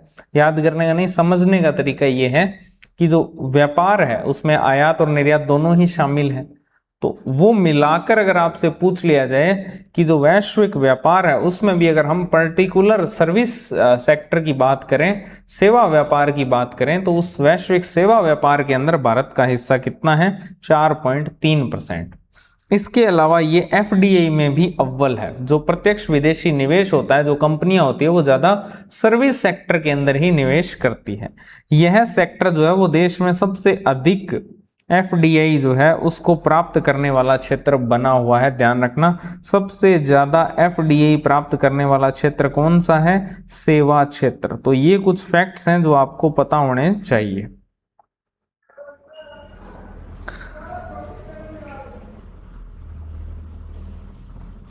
फिर अगर अपने बात करें यहां पर भारत के अंदर सेवा एफडीआई के अंतर प्रवाह की, तो क्या ये आंकड़े आपको याद करने हैं? तो इसमें आप थोड़े बहुत जो आंकड़े हैं उसको देख लेना चाहिए। जैसे कि अगर अपने सेवा एफडीआई के अंतर प्रवाह की बात करें तो सूचना और जो संचार है वो 25.8% है, सबसे ज्यादा। सूचना और संचार कितना है? 25.8%। फिर जो पेशेवर सेवाएं हैं, प्रोफेशनल सर्विस है, वो 23.8% है। इसके अलावा जो बीमा और वित्त है, ये ध्यान रखना, ये 14.2% है। एफडीआई अंतर प्रवाह के मामले में, ये वाले आप छोड़ सकते हो। लेकिन जो ऊपर 5 क्षेत्र हैं इनका लगभग सेवा का जो एफडीआई होता है उसमें 89% हिस्सा होता है। सेवा क्षेत्र के अंदर जितना भी एफडीआई होता है उसका 89% हिस्सा इन्हीं 5 का होता है, जिसमें टॉप 3 आप याद करके चले जाना। सूचना और संचार पहले नंबर पर आएगा 25.8%, दूसरा पेशेवर सेवाएं 23.8%, तीसरा वित्त और बीमा 14.2%। फिर अगर अपने बात करें कि जो सेवा निर्यात है, इस सेवा निर्यात को अगर हम तोड़ें, सेवा निर्यात के मामले में पूरे विश्व में भारत 7वें स्थान पर है, जो मैंने आपको बताया। अगर हम ये देखें कि सेवा निर्यात के अंदर सबसे अगर हम इसके घटकों की बात करें तो इसमें एक आती है सॉफ्टवेयर सेवाएं। किस किस का निर्यात करते हैं हम? सॉफ्टवेयर सेवाएं। ठीक है, सॉफ्टवेयर सेवाएं जो है वो कुल जो सेवा निर्यात है उसका लगभग 40% से भी अधिक हिस्सा है। लगभग 40% से भी अधिक हिस्सा जो है वो सॉफ्टवेयर सेवाओं का है सेवा निर्यात के अंदर। ठीक है, इसके अलावा अगर हम देखें पेशेवर और प्रबंधन परामर्श की, तो इसके अंदर लगभग 18.3% है। और सॉफ्टवेयर और व्यावसायिक परामर्श सेवाएं मिलकर के कुल सेवा निर्यात का 65% से भी अधिक हिस्सा जो है वो बनाते हैं। तो ये आपको याद करने की, हल्का फुल्का याद रख लेना, कोई ज़्यादा आवश्यकता नहीं है। फिर बात करते हैं एम्प्लॉयमेंट ट्रेंड्स की, रोजगार गतिशीलता की, इलास्टिसिटी की। एम्प्लॉयमेंट इलास्टिसिटी 2011 से लेकर 2024 तक। ठीक है, ये नीति आयोग और जो PLFS है इसके अनुमान है। तो इसमें अगर अपने सबसे पहले देखें रोजगार की हिस्सेदारी और लोच को, तो कुल राष्ट्रीय जो रोजगार है, सेवा क्षेत्र कितना रोजगार प्रोवाइड करवाता है, तो सेवा क्षेत्र का कुल रोजगार के अंदर जो हिस्सा है वो लगभग 30% है, जो कि विनिर्माण और निर्माण दोनों से ही अधिक है। अब आपको एक चीज यहां पर याद रखनी है, वो याद रखने वाली चीज ये है कि जो सेवा क्षेत्र है वो रोजगार विनिर्माण और निर्माण से भी ज्यादा प्रोवाइड करवाता है। कितना करवाता है? लगभग 30% हिस्सा है रोजगार प्रोवाइड करवाने में। फिर अगर अपने बात करें शहरी रोजगार की, तो शहरी रोजगार में तो ये और भी ज्यादा है। शहरी क्षेत्रों में 60% से अधिक लोग सेवा क्षेत्र में लगे हुए हैं। ठीक है, अगर हम इस लोच की बात करें, एम्प्लॉयमेंट इलास्टिसिटी की बात करें, तो एम्प्लॉयमेंट जो इलास्टिसिटी है ये सबसे ज्यादा निर्माण की है। ठीक है, उसके बाद में सेवाओं की है, फिर कृषि की है और फिर विनिर्माण की है। तो ये आपसे क्रम पूछा जा सकता है रोजगार लोच या फिर एम्प्लॉयमेंट इलास्टिसिटी का, जिसमें पहले नंबर पर निर्माण आएगा, दूसरे पर सेवा आएगी, तीसरे पर कृषि आएगा और चौथे पर विनिर्माण आएगा। राज्य स्तरीय और लैंगिक प्रवृत्तियों की अगर अपने बात करें यहाँ पर, तो इसमें सेवा जो क्षेत्र है इसके अंदर जो सिर्फ 4 राज्य हैं आउटपुट के अंदर जो लगभग 40% योगदान देते हैं, उसमें कर्नाटक है, महाराष्ट्र है, तमिलनाडु है और तेलंगाना है, जो आईटी और इन सब सेवाओं के अंदर जो है बहुत आगे है, क्योंकि सॉफ्टवेयर सेवाओं का सबसे ज्यादा निर्यात हम करते हैं, सेवा में बहुत बड़ा योगदान है उनका। तो ये जो आपको 4 राज्य बताए गए हैं ये भी आईटी के अंदर बहुत अव्वल है। उच्च सेवा हिस्सेदारी किन राज्यों की है? तो उच्च सेवा हिस्सेदारी केरल की है, लिटरेसी रेट के कारण। ठीक है, इसके अलावा बिहार की भी सेवा क्षेत्र के अंदर, क्योंकि बिहार में ऑलमोस्ट लोग सर्विस सेक्टर में ही काम करते हैं। ठीक है, तो ये जो है वो बिहार, केरल और बिहार जो है वो उच्च सेवा हिस्सेदारी वाले राज्य हैं। गिरावट किन में हुई है? असम और ओडिशा के अंदर। ठीक है, लैंगिक आय का क्या रुझान है ये ध्यान से समझना। लैंगिक आय का रुझान ये है, सूचना और जो संचार क्षेत्र है जो सेवा क्षेत्र में सबसे अधिक योगदान रखता है, सूचना और संचार क्षेत्र के अंदर जो शहरी महिलाएं हैं उनकी जो दैनिक औसत आय है वो है 2000 रुपये, जबकि पुरुषों की है 729 रुपये ही। तो ये तो बहुत ज्यादा है। तो ये लैंगिक आय का रुझान है कि सूचना और जो संचार क्षेत्र है, ठीक है, इंफॉर्मेशन वाला और कम्युनिकेशन वाला जो सेक्टर है उसके अंदर जो शहरी महिलाएं हैं उनकी दैनिक औसत आय जो है वो पुरुषों से ज्यादा है। महिलाओं की कितनी है? 2000 रुपये है, पुरुषों की 729 रुपये ही है। इसके अलावा लोक प्रशासन और इन सब में भी दिया हुआ है, तो ये भी आप देख सकते हो।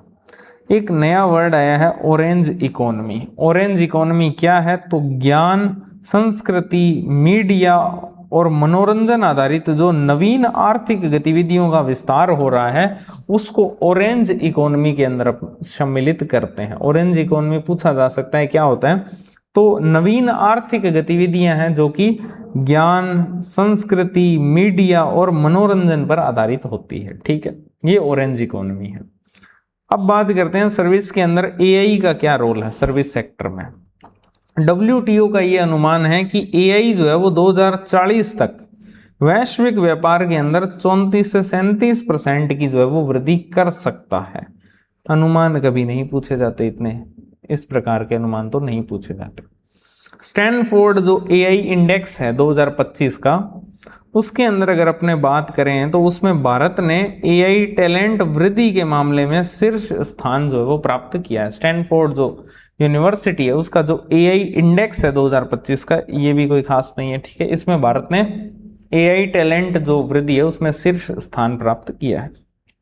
सबसे इंपॉर्टेंट इस चैप्टर का जो पहलू है वो है ये वाले हालिया जो व्यापार और सेवा समझौते हुए हैं 2025 के अंदर, वो बहुत इंपॉर्टेंट है, जिसके अंदर सबसे पहला आता है भारत और यूके के बीच में जो समझौता हुआ है CETA, जो ट्रेड एग्रीमेंट हुआ है भारत और यूके के बीच में, कब? जुलाई 2025 के अंदर। ठीक है, इसके तहत यूके के द्वारा 137 सेवा उप क्षेत्रों में व्यापक मार्केट पहुंच जो है वो होगी और दोहरा योगदान समझौते से 36 माह तक के असाइनमेंट पर दोहरे सामाजिक सुरक्षा भुगतान से जो है वो छूट मिलेगी। तो आप इसमें एक वर्ड याद रख लेना, दोहरा, कि भारत और यूके का जो CETA है जुलाई 2025 में हुआ है, उसके अंदर दोहरा वर्ड आप याद रख लेना, तो आपको याद आ जाएगा कि दोहरा योगदान जो है समझौते से समझौता है जिससे कि 36 माह तक का जो असाइनमेंट है उसके ऊपर दोहरे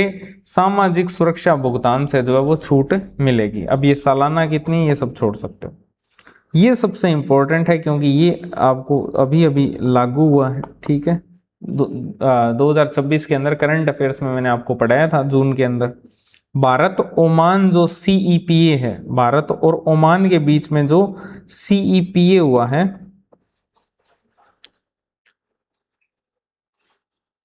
इसको ध्यान से समझना। तो ओमान के द्वारा 127 सेवा उप क्षेत्रों के अंदर प्रतिबद्धता जो है वो जताई गई है, जबकि वहां पर कितनी थी? 137। यूके और भारत वाले में कितनी थी? 137। और भारत और ओमान वाले के अंदर कितनी है? 127। फिर इसका दूसरा जो प्रोविजन है वो है इंट्रा कॉर्पोरेट ट्रांसफर कोटा, जो कि 20% से बढ़कर कितना कर दिया है? 50% कर दिया है। इंट्रा जो कॉर्पोरेट ट्रांसफर कोटा उसको 20% से बढ़ाकर कितना कर दिया है? 50%। ये इंपॉर्टेंट है क्योंकि अभी अभी जो है लागू हुआ है। प्रमुख सेवा क्षेत्रों के अंदर जो वाणिज्यिक उपस्थिति है उसके तहत 100% FDI जो है उसकी सुविधा इसमें दी जाएगी भारत ओमान समझौते के तहत। इसके अलावा भारत और जो EFTA है इसके बीच में भी एक समझौता हुआ है जो है TEPA। ठीक है, अक्टूबर 2025 से ये लागू है। ठीक है, इसमें अब ये जो दी हुई है ये आप छोड़ सकते हो, इसमें डिजिटल डिलीवरी, वाणिज्यिक उपस्थिति, ये सब आप छोड़ सकते हो। तो ये कुछ प्रमुख समझौते हैं जिसमें सबसे इंपॉर्टेंट आपके आता है भारत ओमान CAPA।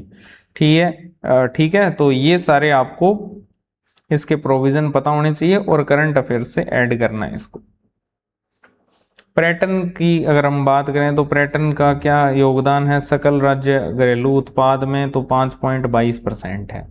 ठीक है, इसके अलावा जो GCC यानी कि ग्लोबल कैपेबिलिटी सेंटर है, वैश्विक क्षमता केंद्र जो है भारत के अंदर 1700 प्लस GCC हैं, जिनमें से 19 लाख से भी अधिक पेशेवर जो है उसमें कार्य करते हैं Tier 2 Tier 3 शहरों के अंदर। डेटा सेंटर और डिजिटल अवसंरचना अगर हम देखें तो 2025 में इतना अनुमान है इसका, वैश्विक डेटा का 20% उत्पादन भारत करता है, कुल डेटा का छोड़ सकते हो।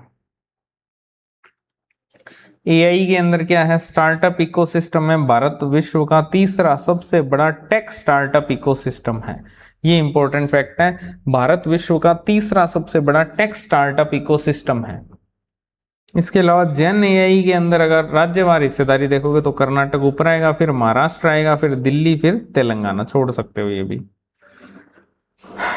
डिजिटल साइबर और तकनीकी तत्परता, ठीक है, तो इसमें आपके आते हैं global cyber security index Bharat. इस आप एक चीज ऐसे सोचा करो कि देखो इंडेक्स के कितने क्वेश्चन आते हैं आपके एग्जाम में, इंडेक्स के गिण के एक क्वेश्चन आता है और ज्यादा से ज्यादा दो आ सकते हैं। एक तो आपके सिलेबस में लिखा हुआ HDI आता है और एक कोई करंट से रिलेट करके पूछते हैं। वो सर्वे वाले इंडेक्स क्यों ही पूछेंगे, ज्यादा से ज्यादा वो इनोवेशन वाला पूछ लेंगे।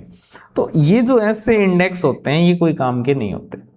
इसके अलावा अंतरिक्ष और महासागरीय सेवाओं के व्यवसायीकरण में एक इंपॉर्टेंट चीज है, वो ये है कि 2015 से लेकर 2024 तक जो वाणिज्यिक प्रक्षेपण हुए हैं उसमें भारत ने 34 देशों के 393 विदेशी उपग्रह जो हैं वो प्रक्षेपित किए गए। ठीक है, कितनी कंट्रीज के, 34 कंट्रीज के 393 विदेशी उपग्रह जो है प्रक्षेपित किए हैं। अब आते हैं प्रश्नों की तरफ।